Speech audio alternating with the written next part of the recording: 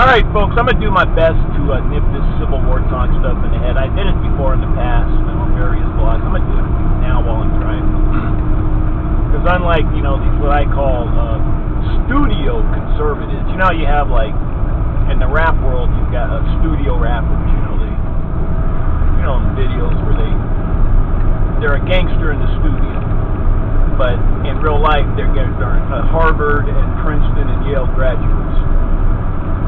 Well, you got what I call conservative, or studio conservatives that act like I'm from the heartland, man. And no, you went to Harvard, you graduated high school, went to a good college, university, right along with those at CNN. You're all schoolmates.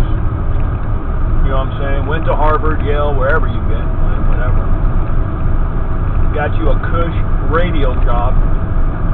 And now you think you some, heartland rifle-toting BA. You know what I'm saying? No, you ain't. But look at here, folks. I'm driving. Now, I am heartland. I'm from the heartland.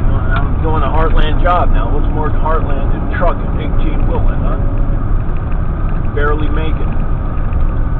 But, anyways, back to this Civil War thing. First of all, you have to ask yourself, who would be the participants? That's the main question. If we had a new Civil War, who would be the participants? Huh? I mean, as I'm driving here, you can clearly see, look at all these cars, all these affluent neighborhoods. Look at all this luxury. Look at all these people. Do you really think these people you see in these cars, all these people here on 27 North, all these housing communities, do you really think these middle of the road, middle class, the Keatons, Family Matter type, do you really think these people are going to go to some Civil War and give all this up? Or to go fight in the mountains? Are you kidding me, folks? So let's just rule all these people out. Let's just rule suburbia out. They don't care. They're fed. They got their nice cars. They live in their nice communities. All right? So they're pacified. So let's remove suburbia. Well, then who's left? What, talk radio callers, people that call in to talk radio? Most of them are in their 60s and 70s. You know what I'm saying? Rule them out too. They ain't fighting age. So, they ain't gonna want to mess up their pensions. So who's left after that, folks? Hang on.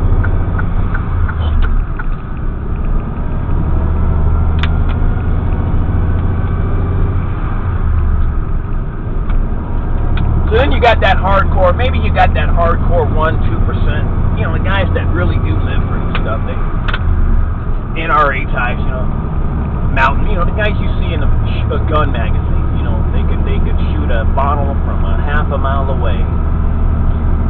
But let me ask you this, folks, where were they during the worst restrictions of COVID? As far as I remember, the guys with the rifles stepped in line and got in line right along with those with no rifles or guns. If there was a time to step up, did you not think that would have been it? Where were they during the January 6th fiasco? Where were, what I'm saying? Where are the prison breakouts, all that kind of stuff? You think, no, they sitting at home listening to Fox and talk radio and Mark Levin and all these other guys that love to make money off of scaring people. What I'm saying is there's been ample opportunities for people to rise up and do what they say they want to do. The only people I remember recently to do that were the Bundys. Remember out there in Oregon?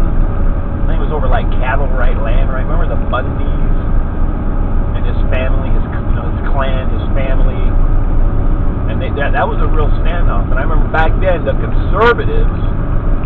This is before Trump. The talk radio conservatives were putting them guys down. I remember that. That's why I don't like talk radio studio conservatives. I remember that, folks. I got a memory. And I remember they were putting the Bundys down, calling them, no, they're not really conservative. What do you mean, man? out there doing the real rifles. I mean, this wasn't no joke, folks. Remember that in Oregon? And I remember every time something happened, these studio conservatives like Hannity and Mark Davis, and all of them, man. Oh, these guys aren't really conservative. Oh, shut them. So what I'm saying is, folks, the reason why I don't believe there'll ever be a civil war again, because there's not enough participants. There's not enough people outside of talk radio audience callers that are riled up enough to do anything. Life is too good still for too many Americans. You see what I'm saying? When life is really good and cushy for more people than it isn't, then you don't got no one that's gonna win.